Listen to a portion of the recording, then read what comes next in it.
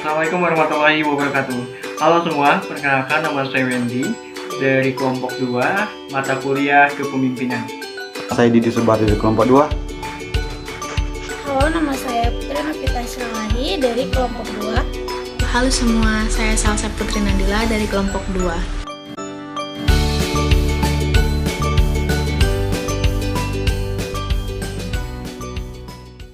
Assalamualaikum warahmatullahi wabarakatuh. Selamat siang rekan-rekan semua yang sedang menonton di sini. Jadi di sini saya perwakilan dari kelompok, bukan saya, kami lebih tepatnya, cuman rekan-rekan berada di balik layar dari kelompok 6. Di sini kami sudah bersama narasumber yang sangat luar biasa. Ada Bang Akbar. Selamat siang, Bang. Ya, jadi kali ini kita akan mengadakan wawancara dengan Bang Akbar seputar tentang kepemimpinan beliau dan juga mengenai startup yang beliau rintis, yaitu 1001 Digital Planner ya, Bang. Oke, jadi langsung aja mungkin kita ke perkenalan dulu dengan Bang Akbar, siapa beliau dan juga apa aktivitasnya mungkin selama sekarang ini. Oke, jadi mungkin Bang boleh perkenalan dulu kepada rekan-rekan biar mereka juga tahu siapa Abang dan juga mungkin aktivitas yang sekarang dijalani seperti apa. Oke. Baik. Makasih banyak Mas Wendy. Assalamualaikum warahmatullahi wabarakatuh. Selamat siang teman-teman. Perkenalkan, nama saya Akbar Yendi, panggil Akbar. Jadi saya dikenal sebagai seorang founder dari 1001 Digital Entrepreneurs. Itu adalah sebuah ekosistem builder, ya, sebuah penggiat untuk ekosistem digital yang ada di Bangka Belitung. Keseharian saya memang banyaknya berfokus terhadap pendampingan UMKM yang ada di Bangka Belitung, tepatnya di pusat layanan usaha terpadu. Dan 1001 Digital Entrepreneurs ada salah satu program yang kita inisiasi dan kita dedikasikan kepada UMKM dan para startup yang ada di Bangka Belitung. Dan Bang Akbar ini juga sering mengisi seminar-seminar sebagai narasumber juga, dan juga beliau seorang konsultan di PLT, konsultan di bidang sumber daya manusia. Jadi mungkin untuk teman-teman yang ada di UBB juga sudah sering ya, karena Bang Akbar sendiri udah cukup sering diundang sebagai narasumber tadi, jadi saya rasa tidak begitu asing gitu dengan Bang Akbar. Kemudian di sini kami juga sudah menyiapkan beberapa pertanyaan Bang untuk mungkin kita mengulik tentang bagaimana kepemimpinan Abang di bidang startup yang Abang rintis ini. Di sini mungkin Abang kan udah banyak di pengalaman di bidang organisasi ataupun di bidang bisnis dan juga startup yang dirintis ini. Dari pengalaman Abang yang Abang alami itu mana mungkin yang paling berkesan menurut Abang dari segi kepemimpinan yang Abang alami? Yeah.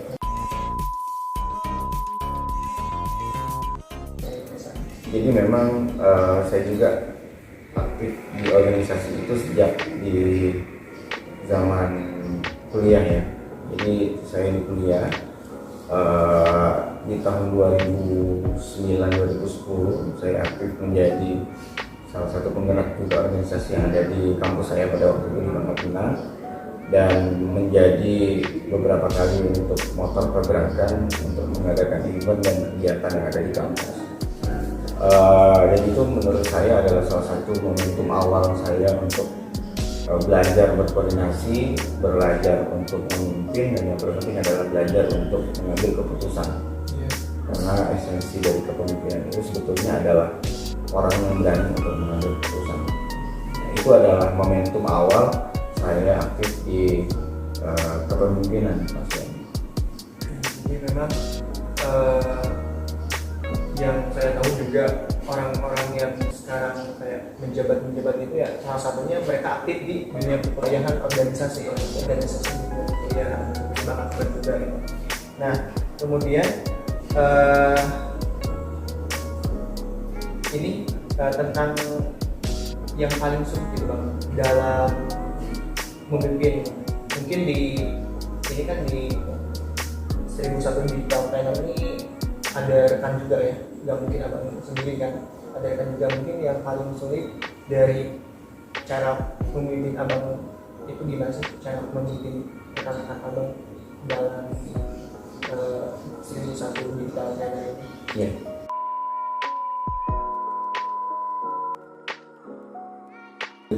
Dalam fase kepemimpinan, khususnya di bidang ekosistem builder ya, karena memang kita 1001 Digital Planner ini adalah mungkin satu-satunya ekosistem builder yang fokus terhadap pengembangan startup dan digital di Bangka Belitung. Yang bisa dikatakan bahwa ketika orang dengan startup, ya orang pasti akan dengan 1001 Digital Planner. Yang paling sulit, yang pertama itu sebetulnya meyakinkan orang untuk ikut bersama kita. Ya, ikut bersama kita menginfluence orang bahwa oke, ikut movement ini, maka teman-teman akan dapat pembelajaran ini. Nah, itu yang paling sulit. Dan ketika sudah bergabung dengan 1001 Digital Planner, yang sulit lagi adalah bagaimana mempertahankan tim tersebut. Ya, apalagi misalkan apalagi kita kan 1001 Digital Planner ini menjadi salah satu pionir yang orang lain gak ada. Jadi untuk contoh itu memang masih sangat terbatas.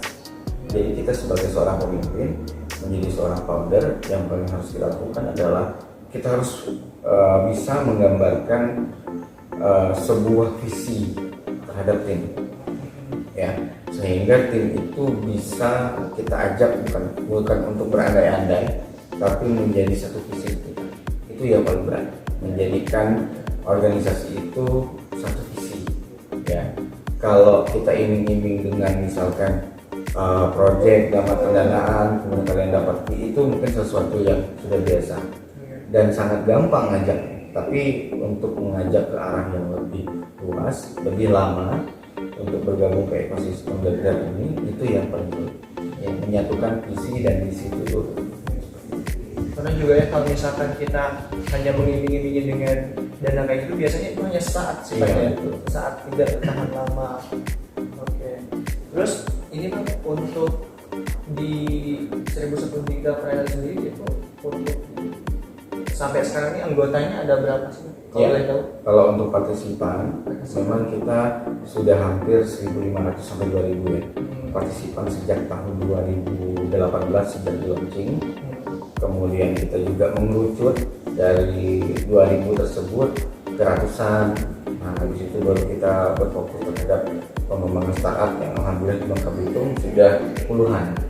Ya, sudah puluhan yang sudah masuk ke ekosistem 1001 Digital Entrepreneur seperti itu. Kalau untuk anggota tim sendiri, kita yang memang yang organiknya memang sekarang masih 5 ya, yang organiknya. Tapi kalau untuk freelance dan teman-teman yang biasanya by event, itu biasanya lumayan banyak yang bergabung. Organik dan juga by event itu mungkin teman-teman juga pengen lebih tahu kayak konsepnya sendiri seperti apa, konsepnya dari Digital Planner ini. Jadi konsep Digital Planner sendiri adalah ekosistem builder yang mungkin teman-teman juga baru dengar ya. Jadi ekosistem builder itu adalah suatu kita bilang apakah organisasi, perusahaan ataupun movement yang memiliki tujuan untuk membuat sebuah ekosistem baru di dalam lingkungan masyarakat. Ya. Contohnya ketika kita bicara tentang startup, kalau startup ini nggak kita bangun ekosistemnya, hanya kita by event, startup itu akan menjadi sebuah seremonial saja. Ya, tapi kalau kita bangun ekosistem, ya kita bangun inkubasinya dari pra sampai dengan pendanaannya, itu baru nanti kita bicara tentang inilah yang disebut sebagai ekosistem. Dulu 1001 Digital Entrepreneur itu memang berfokus terhadap satu tujuan, yaitu UMKM go online. Ya, hanya saja memang kita melihat bahwa Bangka Belitung tingkat literasi digitalnya memang harus terus ditingkatkan. Maka itu kita di 1001 Digital Planner beralih dari UMKM go online, kita beralih ke akselerasi startup untuk anak-anak muda. Dan ternyata memang cukup work. Anak-anak muda di Bangka Belitung siap untuk kita ajak membangun startup. Sekarang contohnya sudah cukup terlihat ya. Contoh misalkan ada beberapa saat yang sekarang lagi growth, contohnya misalkan Walang gitu ya, ada Ayo Speak Up juga, ada influencer. Nah itu adalah salah satu kerja nyata dari anak-anak Bangka Belitung, bahwa bisa ternyata anak-anak Bangka Belitung membuat sesuatu yang tidak berpatokan dengan pragmatisme tambang, pertanian, perikanan dan segala macam, bisa membuat energi baru. Dan yang paling penting adalah di Bangka Belitung sekarang memang anak-anaknya sedang menuju ke arah industri kreatif yang harus terus kita galakkan seperti itu. Dan terkait yang menuju ke digitalisasi seperti itu, dan tentunya pasti banyak ya kesulitan. Nah, dalam kepemimpinan abang sendiri yang abang alami mungkin menghadapi globalisasi ini, digitalisasi seperti ini, apa sih kesulitannya, tantangan untuk abang sendiri gitu selama di digital trainer ini menghadapi digitalisasi?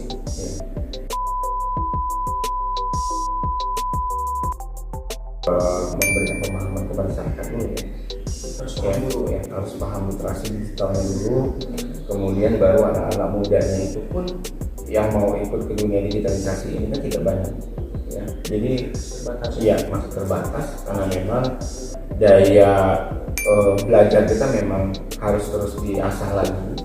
Yang menurut saya itu paling penting, karena ekosistem digital itu akan work ketika teman-teman sudah melek digital ya. Jadi kata orang Bangka, dan tidak usah tidak letak lagi ketika ada nanti di warung kopi di mana orang yang sedang ngerjain project miliaran tapi dia hanya ngerjainnya di warung kopi, project di luar negeri tapi dia ngerjainnya di warung kopi. Ekosistem seperti itu yang sekarang kita melihat sudah mulai berjalan ya. Dan tentunya kita harapkan juga sebagai para orang-orang dulu, orang tua gitu ya, sudah mulai juga harus berpikir bahwa bekerja itu pun tidak mesti harus ngantor. Ya, benar. Nah, itu yang harus kita injek terus knowledge-nya kepada para digital parent ya, digital parent yang ada di Bangka Belitung. Zamannya sekarang sudah zaman tanpa batas. Jadi bekerja itu bisa di mana aja, ngerjain projectnya kapan saja, dan nggak mesti harus kantoran, nggak mesti harus office hour gitu ya, Senin sampai Jumat jam 8 sampai jam 4. Nah, itu yang mungkin tantangan bagi kita untuk memberikan pemahaman kepada masyarakat bahwa dunia digital itu adalah dunia yang sangat luas, dunia yang sangat fleksibel, sangat dinamis, dan pekerjaan itu memang betul bisa kita ciptakan sendiri. Benar sekali.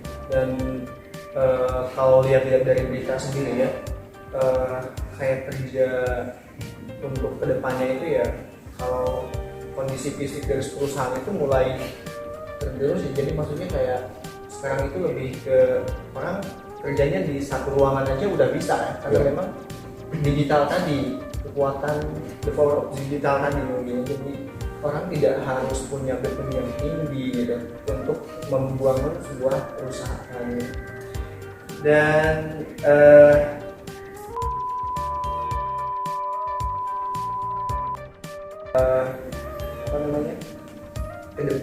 kedepannya agar menjadi seorang pemimpin ataupun leader yang bisa membangun ya, kalau bagusnya membangun bangsa dan negara gitu, seperti apa Bang?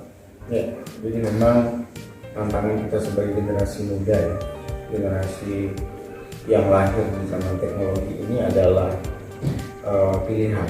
Jadi teman-teman mungkin bisa memilih, teman-teman mau menjadi seorang penggerak, menjadi seorang founder, atau menjadi seorang follower. Ya, kadang-kadang kita masih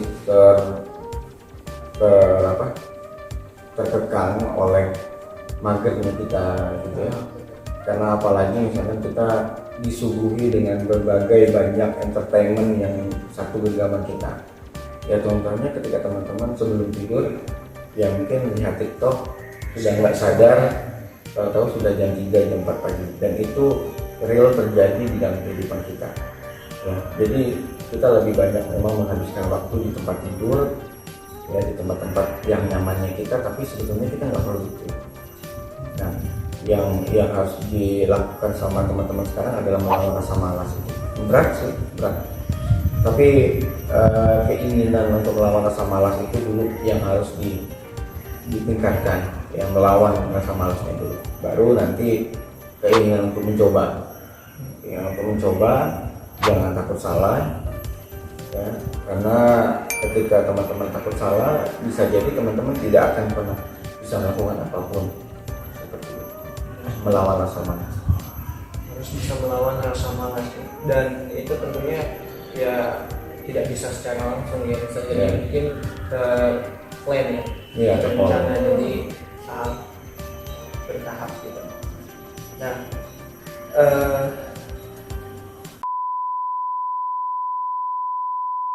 mengingat tentang kepemimpinan, mungkin abang sendiri ya, setiap orang tentunya memiliki acuan ataupun memiliki moto dalam bagaimana dia memimpin gitu, bagaimana dia dalam menjalani kehidupan. Nah, mungkin abang bisa share ke kami moto tentang kepemimpinan abang sendiri. Ya. Kepemimpinan seseorang itu kan memang berbeda-beda. Tapi kalau saya sendiri, kita tidak mampu membahagiakan atau membuat keputusan yang membuat orang lain itu senang 100% semua. Itu yang harus dipikirkan oleh seseorang pemimpin.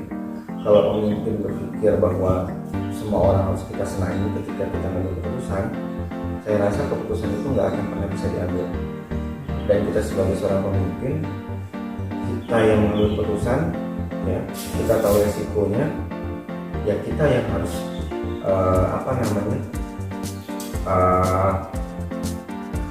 mengambil dan mitigasi risiko itu. Ya, ketika kita dalam satu organisasi, kita nggak perlu banyak meminta pendapat menurut saya pendapat orang lain, karena itu akan memanjangkan stigma-stigma baru. Jadi lebih baik kita yang akan lebih banyak research ke lapangan, karena kita yang pemimpin. Ya, ketika kita di lapangan, kita juga harus membuat keputusan itu. Kita sudah tahu nanti keputusan ini yang baik seperti apa, yang buruk seperti apa. Dan yang paling penting pemimpin, kalau saya pribadi, adalah sikap visioner. Kita harus mampu melihat ke depannya seperti apa organisasi ini. Bahkan kita harus mulai bisa berandai-andai dan mimpi dulu sebelum tim kita yang memimpin. Jadi kalau saya dulu saya pernah buat event namanya Festival TIK ya, Festival TIK itu menjadi salah satu festival yang terbaik untuk teman-teman volunteer untuk ICT di seluruh Indonesia di Babel. Yang pertama kali saya lakukan adalah bermimpi dulu, ya, bermimpi bahwa kegiatan itu sukses. Ya, nggak tahu timnya dari mana, nggak tahu uangnya dari mana, pokoknya setiap malam itu selalu saya bayangkan acara itu berhasil. Day by day saya bayangkan, oh ternyata besok nanti tamunya akan saya bawa ke sini, tamunya akan saya bawa ke sini, tamunya akan makan ini. Itu yang harus dilakukan pemimpin dulu. Dia harus bisa mapping dulu dalam dirinya, membuat andai-andai, nah baru itu disampaikan, tapi juga harus terukur. Dan pola pikir inovatif dan kreatif. Dan tentunya memang mimpi itu sangat penting, mimpi itu sangat, pengaruhnya itu sangat besar dalam kehidupan kita, karena jika kita tidak punya mimpi maka kayak nggak punya tujuan sendiri ya. Kita harus punya visi dan juga mimpi tadi ya terwujud dengan action dan juga program yang kita lakukan. Nah kemudian mungkin sebelum diakhiri, dari rekan-rekan di sini, karena di sini kami bukan saya sendiri, ada rekan-rekan juga di bawah layar, ada yang ingin bertanya? Mungkin satu pertanyaan lagi ya Bang. Oke, ini pertanyaannya apa sih arti menjadi seorang pemimpin bagi Abang sendiri? Terus apa motivasi Abang ingin menjadi seorang pemimpin di suatu organisasi yang Abang pegang sekarang seperti itu?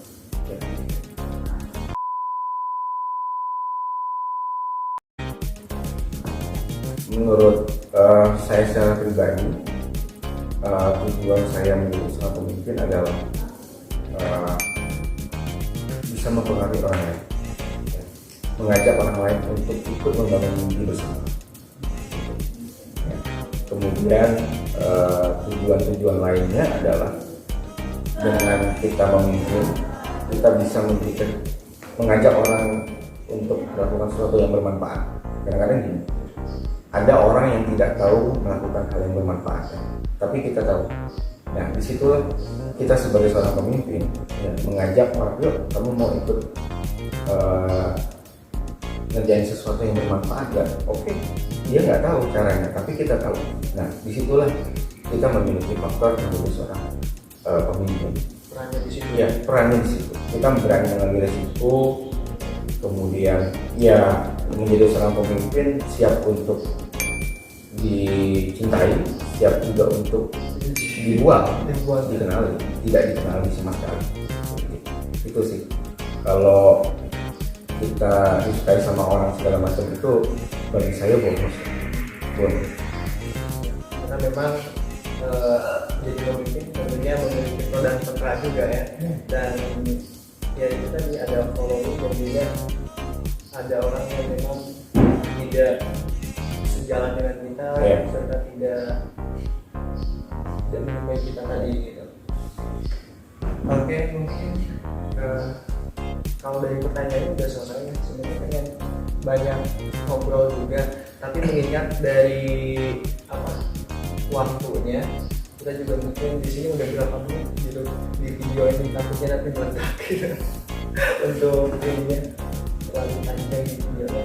Dan nanti kami juga sangat tertarik untuk mungkin kedepannya bisa bergabung ya di Digital Planner, dan semoga kita dan Bang Abang bisa ada sosialisasi atau sejenisnya ke kampus kami untuk sekedar mengenalkan, dan juga siapa tahu di sana banyak juga mahasiswa yang tertarik untuk join di sana gitu dan ikut bergabung.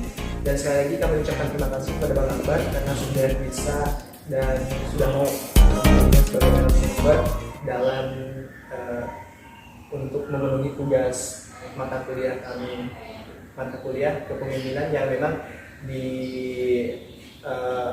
dosen pengampunya Ibu Dr. Renianti SMSI.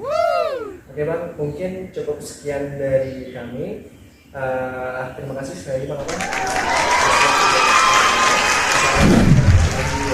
Assalamualaikum warahmatullahi wabarakatuh.